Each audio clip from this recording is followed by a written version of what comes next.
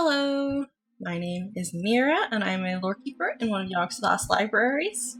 The genre of cosmic horror has been around for a long time, and in this new series, I would like to explore a few of them in popular media. I've already done quite a few videos on the cosmic horror in H.P. Lovecraft's works, because he is, in my opinion, the father of cosmic horror. So now I would like to expand our horizons a bit beyond Lovecraft, and I figured we would start with one of the biggest film franchises that introduced cosmic horror to the silver screen, Alien, directed by Ridley Scott. This is going to be covering the Xenomorph and their evolution and life cycles and all that good stuff. We should begin at the beginning. The pathogen, known as chemical A03959X.91-15, or colloquially as the Black Goo, is an extremely potent and virulent mutagenic pathogen that consists of millions of microorganisms. The pathogen was originally manufactured by the alien race we know as engineers, for the purpose of creating new life forms, and as a biological weapon that would cleanse planets of any unwanted non-botanical life forms. The engineers would create and store the pathogen not on their home planet, but on backwater outpost planets such as LV-223, due to the instability of the pathogen. They would use the pathogen for thousands of years in order to both create life and destroy it. On LV-223, they specifically were preparing large quantities of the pathogen to depart for Earth, where they planned to wipe the slate clean. However, somehow the pathogen was not contained properly, and the engineers on LV-223 were all wiped out themselves, save for a very small handful of survivors. While it exists in its liquid form, it is stored in special containers known as steelite ampules in order to stabilize its temperature. When exposed to an ambient environment or temperature, the pathogen atomizes and will alter or kill any living biological creature that is unlucky enough to be nearby. Any living thing that comes into direct contact with the black goo either dies horrible deaths, gives birth to monsters, or becomes a monster themselves. Those that are deemed suitable hosts to the pathogen are mutated into highly aggressive abominations known as anathema, or they will begin to gestate a parasitic organism within them. These parasitic organisms, once released, can then impregnate a second host, which leads the second generation host to gestate a hybridized predatory organism known as a neomorph. The pathogen begins mutating its anathema host by rewriting or outright destroying its DNA. The host then becomes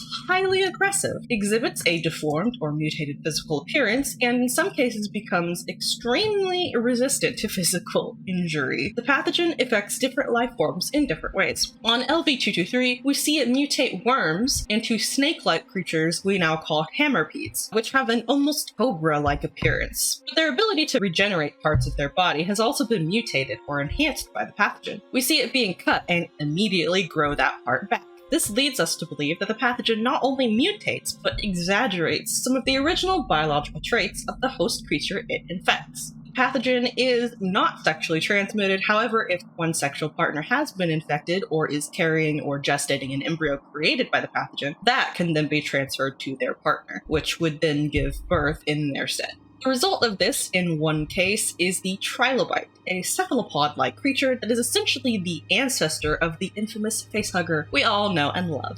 The purpose of the trilobite is to find and impregnate a secondary host. Trilobite, born on LV-223 from the pathogen's infection of the human, goes on to impregnate an engineer, which then produces, via chest bursting, a creature we call the Deacon. It is the only one we ever see due to its very unique DNA host. The engineer's home planet, known simply as Planet 4, is where the predecessors to the Xenomorph are born. A synthetic named David arrives there and unleashes the pathogen onto its unsuspecting creators, killing almost all of them the instant it comes into contact with them, in many cases petrifying them or just turning them to ash. The surviving biological creatures on Planet 4 would be mutated and infected by the pathogen until naught but the plants would remain, housing the pathogenic spores in their seed pods. It seems the pathogen has the ability to enter a dormancy period if no suitable host can be found at the time. David would experiment and document the different effects the pathogen has on different species over a period of 10 years, essentially bioengineering them until he had created what he deemed to be the perfect organism. In between the Deacon and the praetomorph are the neomorphs, which are the first creatures created from gestating in a human host on Planet 4. Neomorphs are vastly different from praetomorphs and xenomorphs. Neomorphs have a similar parasitic life cycle, beginning as neomorphic egg sacs, which, when stepped on or disturbed in any way, disperse spore-like microorganisms known as motes, which the crew of the Covenant breathe in. After a short period of gestation, the motes, having successfully injected the pathogen into the host's bloodstream, rewrite the DNA to create a tumor-like growth within a vein or interior wall of the host. Upon maturity, that larva, or bloodburster as they are called, will then violently emerge from its host. Much like its counterparts, the infant stage of the neomorph, called the neophyte, is very violent upon birth and matures very quickly into its adolescent and then adult forms. The neomorph has a more translucent, fleshy type skin than its counterparts, is carnivorous and can actually be seen eating the meat of its prey, while the xenomorph does not appear to do this. They are highly animalistic and aggressive, but have a much shorter lifespan than the praetomorphs or the xenomorphs, living only about 24 hours after its birth. The neomorph species would be deemed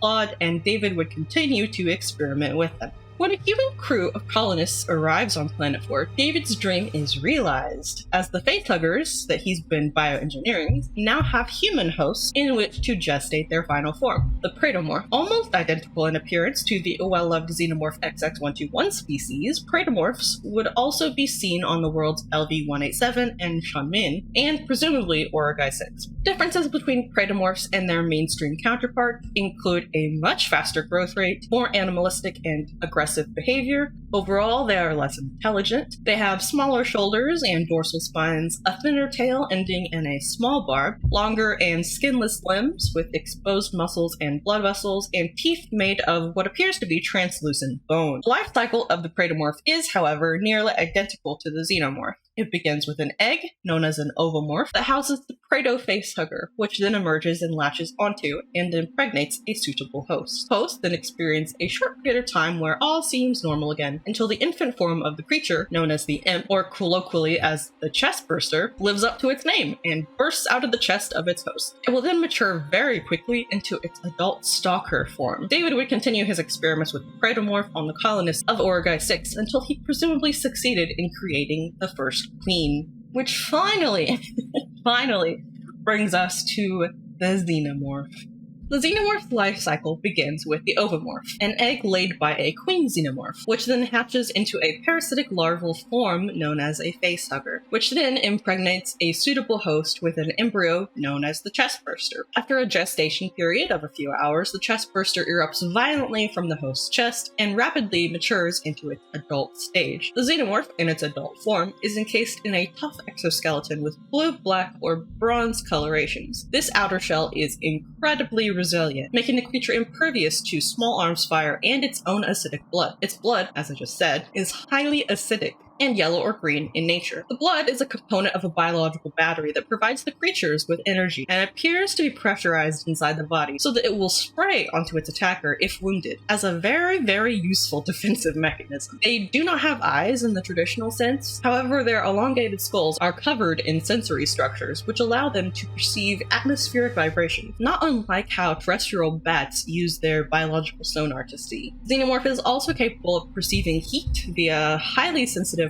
thermoreactive organs located behind the skull's frontal plate. It also has extremely heightened olfactory senses. All of these factors help the xenomorph to locate its prey. Xenomorphs are presumed to be hermaphroditic, and it is unclear if they possess traditional sexual organs. Their society is much like that of bees, with a queen, praetorians, and drones. The drones capture and bring hosts back to the nest to be impregnated by facehuggers, and the queen lays eggs that produce the facehuggers. Outside of eliminating any potential threats and the continuation of their species, the xenomorphs do not seem to have any other motivations to their actions. Because they cannot use synthetics to procreate, they will usually ignore them unless directly provoked. But there are many subspecies of xenomorphs, such as the runners, the stalkers. We see lots of different ones throughout the franchise. We even see ones that are born from the mix of Predator, from the Predator series, and facehuggers. There are many different theories about how a xenomorph originated, but the version that I've presented here is the most popular and widely agreed upon version. So yeah, I hope you learned something new or enjoyed this, and I hope to see you next time here in the library.